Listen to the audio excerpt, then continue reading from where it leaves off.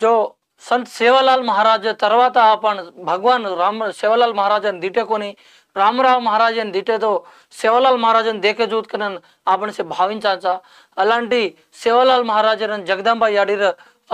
ప్రియ భక్తుడు పంజారారో ఆధ్యాత్మిక ధర్మగురు जो బాల్య జీవితం